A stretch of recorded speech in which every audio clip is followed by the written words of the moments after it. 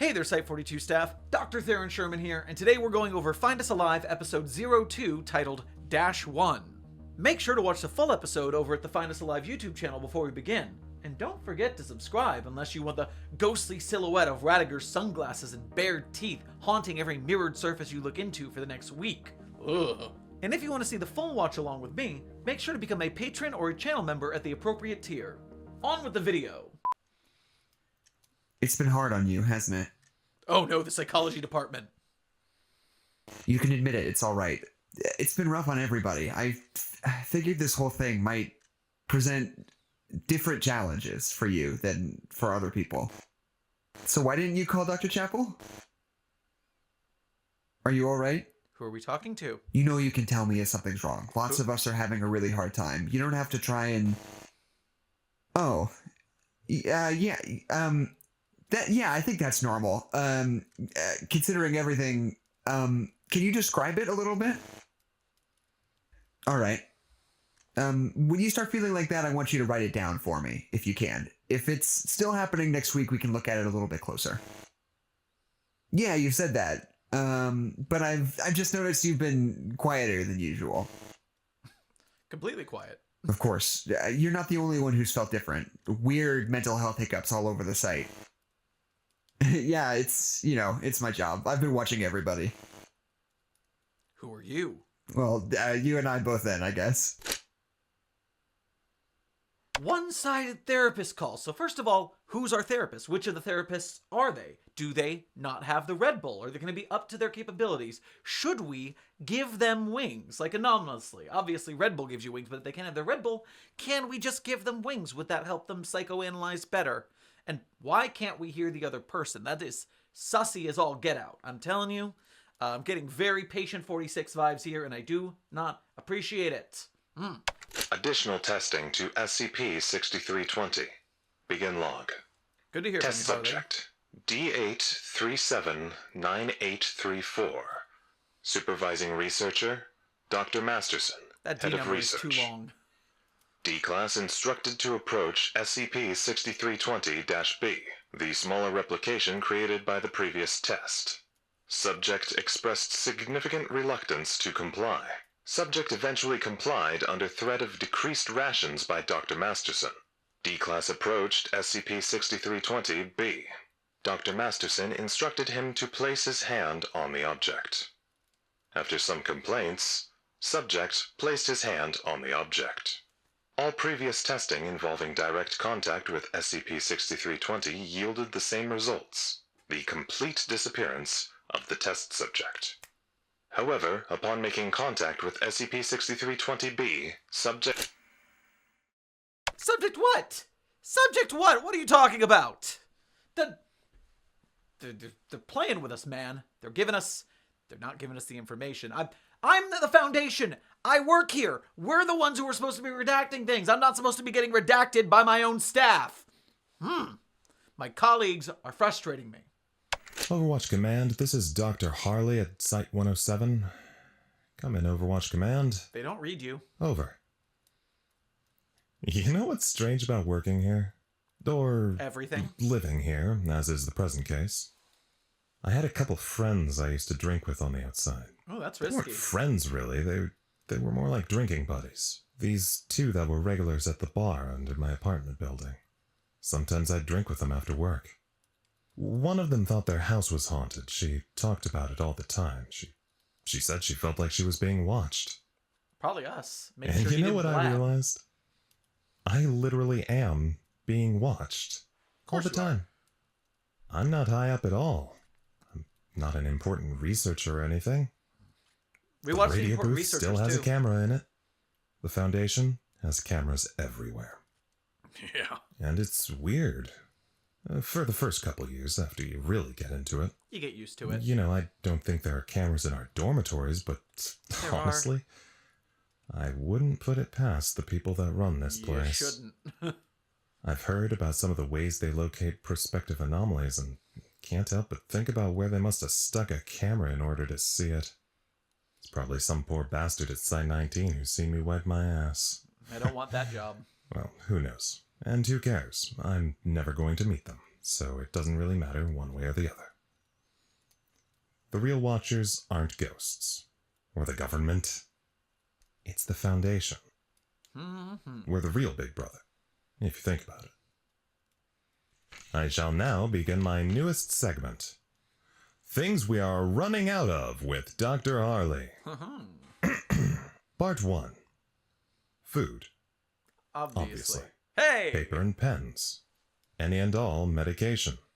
We've run dreadfully short on common cold medicine after the security department all contracted the same minor bug, because it turns out that for the past several days they've all been sharing the site's only known 2-liter bottle of Dr. Pepper, passing it among themselves in secret like prohibition liquor. Also, prescription drugs. We've had to start rationing everything out among individuals.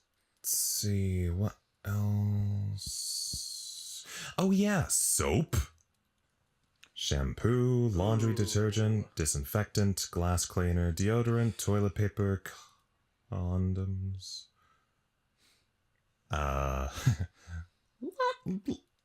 Lots of things. Ran out of alcohol a long time ago. That place is We're gross. going to have to get real creative in the next couple weeks. We've been in here nearly a month now.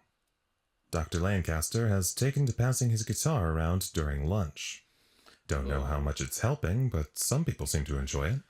Psychology's last report indicates a pretty substantial spike in suicide ideation among personnel. Something's wrong.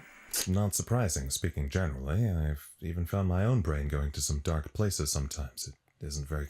Approximately 1.48 meters, 2 east of door BH97 times 16 minutes, 15 seconds. Upon physical contact with SCP-6320-B, Declass did not vanish as was expected by the research department. Oh, we're back to the test. Instead, when he put his hand on the small replication, Declass reported a sharp pain and a tingling sensation and pulled his hand back. Dr. Masterson instructed the subject to keep his hand on the object. Subject refused, saying something about how the object had shocked him. Dr. Masterson allowed Declass to report to medical alongside 2 guards. Head of medical, Dr. Gravitt, found no evidence of injury on the subject, save for a darkened mark on the palm of his hand. Seemingly under the skin, no scar tissue to speak of. The mark was amorphous with no recognizable shape. Declass complained of... Really jumping around on us today. If I finally get led into the department head meetings, I'll talk to Dr. Klein about... Harley, do you have access to maintenance's comm? Over. Affirmative. Over. Could you call down and tell them to check out the hall next to door BH97? The one that goes into the main containment chamber. Surveillance reported some water damage. Over. Water damage? Water damage? Over? That's what Harley said surveillance told her. Over. Okay. Yeah, I'll let them know. Over. Appreciate it. Over and out. Huh. That's weird. Indeed. This is Security's channel. Security, this is Dr. Harley from Communications. I'm getting blips from your channel. I think you're running out of batteries or something. Over. Huh. Odd. Oh. Hang on. The surveillance office has just put a camera feed on my computer. Surveillance, my computer has eyes on a door downstairs, I think? Is this a mistake? Is something going on over there? God, why don't they ever just talk to me? Surveillance, this is Harley in Communication. You've remoted one of the security camera feeds to my monitor. Please clarify? The camera just zoomed in a little. Oh. What is that, a water stain? Is that the water damage Klein was talking about? Surveillance? I really don't know what's going on.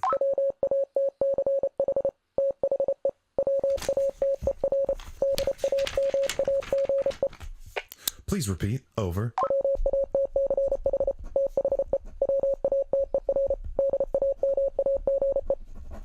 Watch the water damage.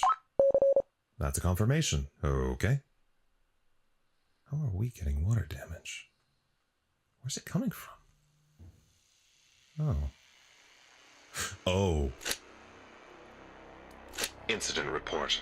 Dr. Harley attempts to reach acting site director Dr. Klein multiple times. Dr. Klein's walkie is unresponsive, later shown to have run out of battery power. Dr. Harley is heard in one-sided communication with the site surveillance office in an attempt to locate Dr. Klein. Eventually, Dr. Harley contacts Dr. Masterson, who alerts Dr. Klein of the situation. Via the research department intercom, Dr. Harley informs Dr. Klein of the possible formation of an instance of SCP-6320-1 occurring within a water-damaged stain located approximately 2 meters from door BH97, the entrance to the main containment chamber of SCP-6320. Dr. Klein confirms the formation to be an instance of SCP-6320-1 before exiting the hallway. Security footage shows Dr. Klein entering her quarters for approximately 1 minute before exiting and returning to Containment Wing BH9. She is holding an unknown object underneath her lab coat. Dr. Alvez's containment team arrives on scene at the request of Dr. Masterson. Containment team begins establishing a perimeter around the affected wall. Dr. Klein is seen entering hallway BH9 and approaching the affected wall. Dr. Alves attempts to stop her. Dr. Klein withdraws her hand from her lab coat and fires at the formation with a flare gun. I don't really know. It was sort of the first thing that came to mind. I didn't think my regular gun would quite do it. Alright, yeah, I admit it was rash, but it worked, didn't it? Did it? Yeah, secure, contain, protect, not destroy, sure, all that shit. But hey, obviously, I'm loyal to the Foundation. But the rules are different now. I'm gonna break protocol a little bit when I need to. I appreciate the rigid adherence to your job description, but my #1 focus is survival.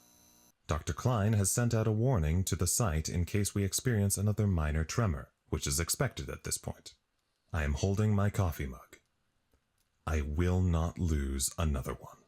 Containment is going to have to revise their methods rather severely after this. I have a nagging worry that things are about to get way more stringent around here.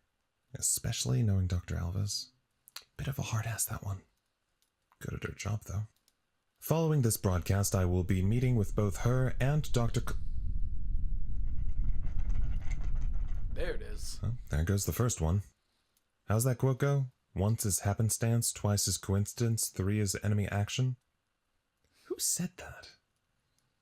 Ian Fleming. The 3rd tremor should be happening shortly. I'll give it a minute. Any second now?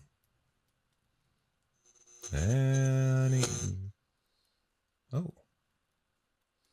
The lights are out. Nope, they're back on. Alright then, a little different than the tremors. We'll see what research makes of this. We stay focused. We stay vigilant. We look out for ourselves and for each other. The Foundation excels at watching. This has been Dr. Harley at Site 107. Over and out. And to anyone listening, find us alive. Okay, that episode threw a lot of stuff at us. Hold on, I gotta process that. So first of all, passing around Dr. Pepper, best mainstream soda, don't at me. Good choice, security team. Sorry you all got a cold.